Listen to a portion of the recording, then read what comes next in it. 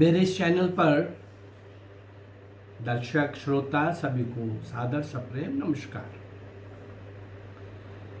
लगातार कुछ दिनों से दे रहा हूँ, गैप नहीं आया। कल देशभक्ति का गीत, उसके माध्यम से हमने उन महान क्रांतिकारियों को जिनको इतिहास में कोई स्थान नहीं मिला, उनको हमने कल स्मरण किया था, श्रद्धांजलि दी थी। 1857 से 1947 वीर मंगल पांडे से सुभाष चंद्र बोस तक की जो श्रृंखला आरंभ की है, हम वो यात्रा लगभग 103-4 वीडियोस बन गई हैं। जो 90 मैंने क्रांतिकारी दिए होंगे, उनके बीच में 80 क्रांतिकारियों को कोई नहीं जानता। इवन वो वहाँ के लोग भी भूल चुके हैं जहाँ वो पैदा हुए थे। 2-3-4 जनरेशन का बीच में गैप आ गया, इतिहास में कहीं है नहीं, कैसे पता चलेगा। कहीं उनका बिखरा हुआ इधर उधर कुछ सालों से मैं लगा हुआ था, जितना मैं खोज पाया। ये अल्टीमेट है और मेरी जो खोज है वो पूर्ण है, ऐसा कोई गलती से भी क्लेम ना करे। कुछ और मेरे इस अभियान के बाद कुछ लोग और इससे प्रेरित होकर के अगर और इस काम में लगेंगे तो और उस समुद्र की जितनी डुबकी लगाएंगे, नीचे से बहुत अच्छा खजाना निकाल के लाएंगे। परंतु बहुत सालों से मेरे मन के ऊपर ये बोझ था कि उन महान सपूतों को, उन मौन तपस्वियों को, उन भारत माँ के क्रांतिकारियों को जिन्होंने भारत माँ की स्वतंत्रता के विरुद्ध अपने आप को निछावर कर दिया, स्वतंत्रता रूपी महायज्ञ में अपने आप को आहुत कर दिया, उसी क्रांतिकारियों की श्रृंखला में आज हम जिसको स्मरण करने लगे हैं। जब मैं खोजने लगा था तो उसके पहले शायद नाम ही मेरे ध्यान में आया था, कहीं कोई मिलता नहीं। पंजाब की अमृतसर महानगरी, धार्मिक नगरी, उस जिले में पट्टी तहसील के अंदर, पट्टी टाउन के अंदर, कस्बे के अंदर जन्मा ये बालक जो सोहन लाल पाठक के नाम से प्रसिद्ध हुआ। ये बालक जन्म से ही बहुत दुबला पतला दुर्बल, 7 जनवरी 1883 को इसका जन्म हुआ। जन्म के बाद बच्चे की हालत देखकर आस पड़ोस में रिश्तेदार भी चिंतित थे कि ये बच्चा बचेगा कि नहीं। इतना दुर्बल था, इतना लो वेट था, बहुत कम वेट का बच्चा। बड़े होने के बाद भी ये बहुत दुर्बल और बहुत दुबला पतला। बहुत लोग मजाक करते थे, यार काम तो तुम शेरों वाले करने चले हो और तुम्हारे शरीर में जान नहीं है, हिम्मत नहीं है, हवा थोड़ी सी तेज चलेगी तो गिर जाओगे। शरीर की बनावट कुछ इस तरह की थी, लेकिन कुछ अस्वस्थता के कारण भी बाद में, और कुछ इसके अंदर बहुत बड़ा सुधार नहीं आ पाया था। परंतु वहीं पट्टी में ही 5वीं तक की शिक्षा उसी पट्टी टाउन में प्राप्त की। बच्चा पढ़ने में विलक्षण था, कुछ और करने के लिए पैदा हुआ था ना। रिश्तेदार और घर वालों ने तो सोच लिया था कि जो ज़्यादा देर शायद ना बचे, लेकिन जिसने भेजा था ऊपर वाले ने, उस रचनाकार ने भी तो कुछ सोच रखा था इसके लिए। अस्वस्थ होते हुए भी, दुर्बल होते हुए भी ये बच्चा 5वीं क्लास अपनी पट्टी के उसी टाउन में परीक्षा पास करता हुआ 8वीं के लिए 2 रुपये पर मंथ का स्कॉलरशिप मिला इसको, 5वीं तक विलक्षण होने के कारण पढ़ाई में। उस 2 रुपये पर मंथ के स्कॉलरशिप से सोहनलाल पाठक 8वीं भी कर गए, 8th पास कर ली। उन दिनों 8th पास करना, 1883 के अंदर जन्मा ये बालक, और अपने उन दिनों स्कूल भी थोड़ा लेट जाते थे, 8वीं में ही थोड़ा। उसके बाद लाहौर में एक प्राइवेट जॉब के अंदर चले गए।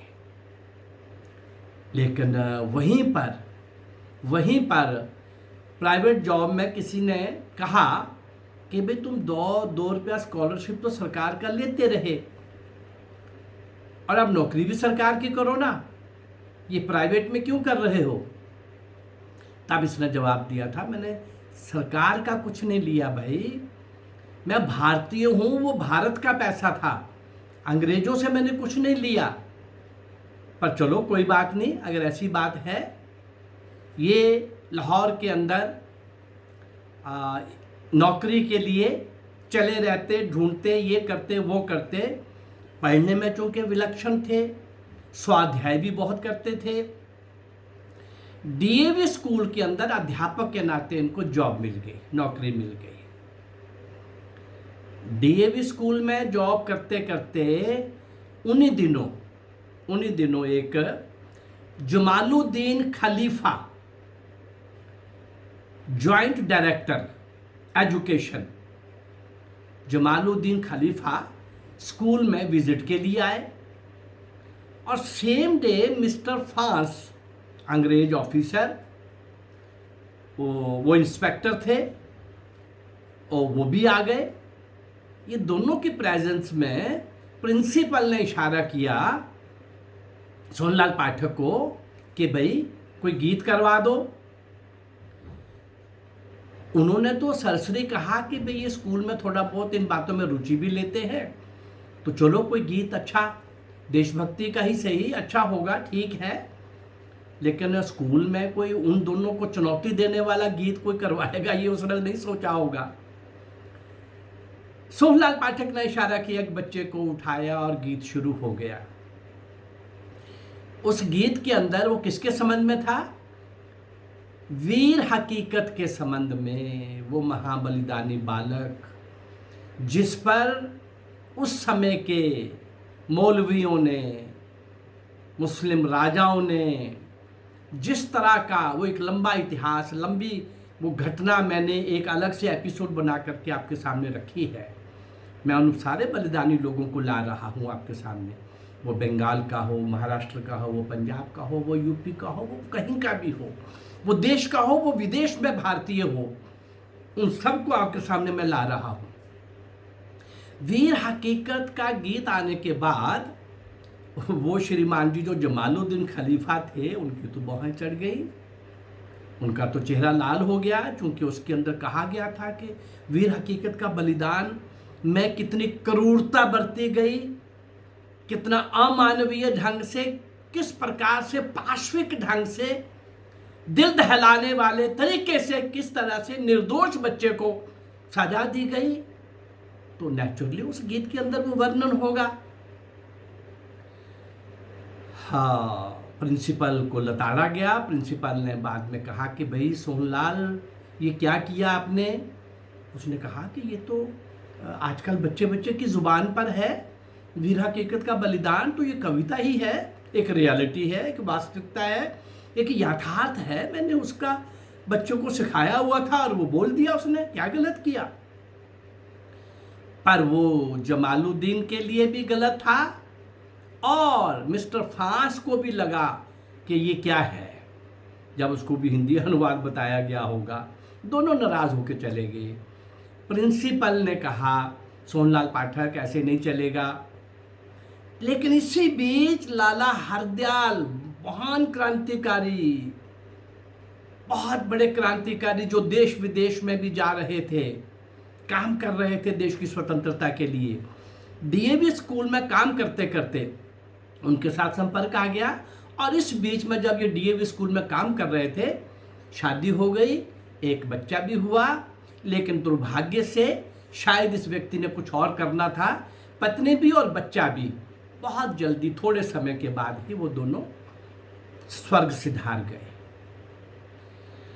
और उधर घर से ये फ्री हो गया, उधर लाला हरदयाल के साथ संबंध आ गया, इधर डीएवी वालों के साथ थोड़ा सा झगड़ा हो ही गया था।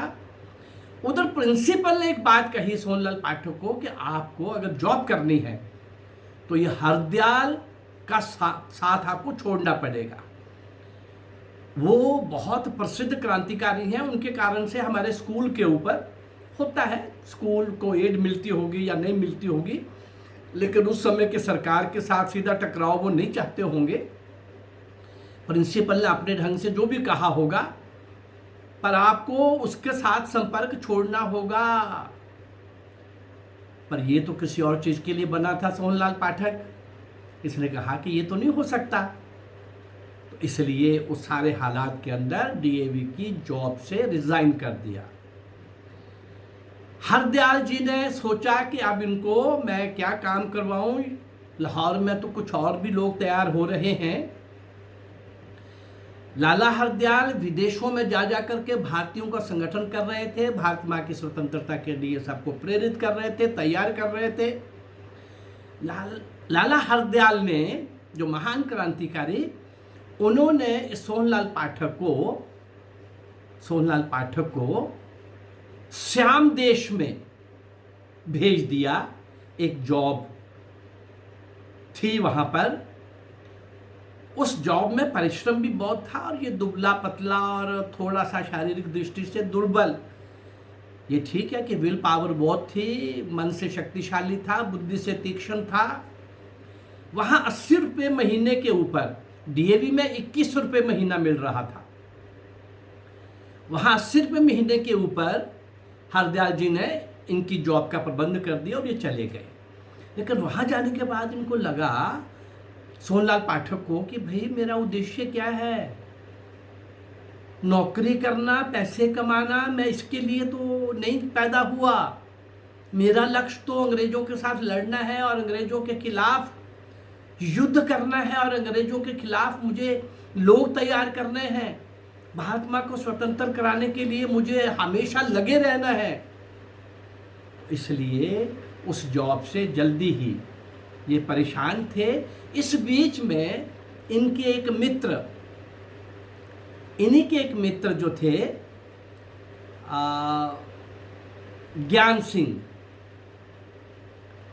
ज्ञान सिंह भारत से बैंकॉक पहुंचे। संपर्क हुआ बैंकॉक से, ये श्याम देश में रह रहे। संपर्क हुआ तो इन्होंने किराया दे के सोहनलाल पाठक को बैंकॉक में बुला लिया और वहां पर दोनों अमेरिका जाने के लिए तैयार हुए। ज्ञान सिंह तो कहने लगे कि आप चलो, मैं थोड़े दिनों के बाद आता हूं। वहीं पर एक ईश्वरदास नाम के व्यक्ति से मित्रता हो गई थी और वो भी क्रांतिकारी संगठन से जुड़ गए थे। ईश्वरदास के साथ अब ज्ञान सिंह तो बैंकॉक पहुंचे, वो तो वहीं रह गए। ईश्वरदास के साथ अमेरिका जाने का निर्णय किया और हांगकांग में ईश्वरदास की मृत्यु हो गई। अकेले मनीला के रास्ते से जा रहे थे और मनीला ये पहुंच के इन्होंने बंदूक की ट्रेनिंग, राइफल की ट्रेनिंग वहां पर ली, पिस्टल की। कुछ वहां पर जो भी विदेश में काम कर रहे क्रांतिकारियों के जो संपर्क सूत्र से उनके साथ जुड़ने के बाद, वहां वो ट्रेनिंग लेने के बाद अमेरिका चले गए। अमेरिका जाने के बाद वहां पर हरदयाल जी और भाई परमानंद भी बहुत बड़े क्रांतिकारी, जो विदेशों में रह करके भारत की स्वतंत्रता के लिए अलग जगह के काम कर रहे थे। और हरदयाल जी से तो पहले से ये परिचित थे श्रीमान जी। और उन्होंने एक वहां पर भाई परमानंद जी ने सोहनलाल पाठक को एक फार्मेसी के अंदर एडमिशन दिलवा दी पढ़ाई के लिए। एक बहाना था कि लगना चाहिए कि भाई ये काम कर रहा है, परंतु उनके साथ जुड़ने के बाद तो मुख्य लक्ष्य तो कुछ और ही था और ये स्वयं स्फूर्ति से पहले से भी तैयार था। शुरू से तैयार था, कर रहा था। और अब तो दो महान क्रांतिकारियों के मार्गदर्शन में, श्री चरणों में बैठ करके इसके अंदर और बहुत कुछ जागृत हो गया था। अमेरिका में इसके इन लोगों ने जो एक गदर पार्टी बना रखी थी, लाला हरदयाल, भाई परमानंद और भी बहुत सारे लोग थे उस गदर पार्टी को बनाने में। गदर पार्टी के साथियों ने सुझाव दिया कि आप बर्मा में चले जाओ इसके प्रचार प्रसार के लिए, प्रचार के लिए बर्मा चले जाओ। वो जापान और हांगकांग होते हुए बैंकॉक पहुंचे सोनलाल पाठक, और वहां से पैदल बर्मा के लिए, रंगून के लिए चल पड़े। बैंकॉक से पैदल ब्रह्मदेश में पहुंचते ही जहां वो गए, अंग्रेजों की फौजी छावनियां वहां पर थी और भारतीय सैनिक भी उसके अंदर थे। उनके अंदर इन्होंने काम शुरू कर दिया बहुत तेजी के साथ। सबको कहने लगे कि तुम भारतीय होकर के अंग्रेजों की फौज में भर्ती होकर के अंग्रेजों के लिए अपनी जान दोगे? भारत माँ की स्वतंत्रता के लिए जान देने का संकल्प क्यों नहीं लेते, निर्णय क्यों नहीं लेते? ऐसा करके कुछ लोगों को तैयार किया। कुछ लोगों को, 4 लोग जो भारतीय थे और वहाँ की आर्मी, अंग्रेजों की आर्मी में थे, उनको पकड़ लिया गया। ये वहाँ से थोड़ा निकल गए थे आगे। वो जो इनके पूरे संपर्क में और सोनलाल पाठक की योजनाओं को पूर्ण करने के लिए आगे आ गए थे, परंतु ये नहीं पता चला कि किस षड्यंत्र के अंतर्गत उनको पकड़ा था। लेकिन वो इन्वॉल्व थे, पर कोई कांड नहीं किया था अभी उन्होंने, आर्मी छोड़ी भी नहीं थी। हाँ, वो 4 सैनिक जो थे उन्होंने बाकी सैनिकों को मोटिवेट करना शुरू कर दिया था। बाकी सैनिकों को मोटिवेट करना शुरू कर दिया था। तो इस सारे के अंदर उनको पकड़ करके पहले तो उनको फांसी की सजा सुनाई गई, पर चूंकि ऐसा किसी को मारने का, को मर्डर करने का आरोप उन पर नहीं था, तो इसलिए वो उनकी फांसी की सजा आजन्म कारावास में परिवर्तित हो गई। और आगे बढ़े। एक जमादार भारतीय मूल का अंग्रेजी सेना में था, वो पीछा कर रहा था कि आखिर कौन व्यक्ति यहाँ आया है। हलचल से पता लग रहा था कि कानाफूसी हो रही है, हलचल हो रही है, कुछ तो भी गड़बड़ है, कोई तो है। पीछा करते करते करते वो आखिर सोहनलाल पाठक के नजदीक पहुंच गया। लेकिन वो बड़ा खतरनाक है, ऐसा एक माहौल बन गया हुआ था, और ये उस पर हाथ डालने की हिम्मत नहीं कर सका सोहनलाल पाठक के ऊपर। 5-7 जल्दी से सैनिकों को बुला करके इन 7-8 लोगों ने उसको घेर करके उसको पकड़ लिया। सोहनलाल पाठक ने उस जमादार को बोला, भारतीय नागरिक को जो वहाँ की अंग्रेज सेना में था, अरे तुम भारतीय होकर के एक भारतीय को फांसी तक पहुँचा रहे हो, वो तो मुझे फांसी ही देंगे, मुझे फांसी की चिंता नहीं है, पर ये पाप तुम करोगे, ये कलंक तुम्हारे पर लगेगा। मुझे तो शहीद होना है, नो प्रॉब्लम, ये क्या काम कर रहे हो? लेकिन शायद 7-8 सैनिक और भी देख चुके थे सारा, वो शायद कुछ कर सकता था या नहीं कर सकता था, परंतु केस चला, न्यायालय में केस चला, कई धाराएं लगाई गई। उस केस ने आगे क्या क्या मोड़ लिया, क्या क्या टर्न आए, क्या क्या टर्निंग पॉइंट आए, क्या क्या घटित हुआ, और आखिर में 32 साल की आयु में कितना कुछ करके ये व्यक्ति फांसी के फंदे को अपने गले में डालकर हमेशा के लिए उसमें झूल गए, हमेशा की नींद सो गए। इस सारी घटनाओं को, केस चला और बाद में क्या क्या हुआ, किस किस आदमी ने क्या क्या इन तक संदेश पहुंचाया, क्या क्या इनसे डिमांड की गई, और इनको क्षमा कर देंगे उसके लिए ये करना है, वो करना है, वगैरह वगैरह, ऐसा बोलने वाले, कहने वाले लोगों का कल के एपिसोड के अंदर मैं पार्ट 2 के अंदर ये आपके सामने रखूँगा। तो ऐसे महान क्रांतिकारी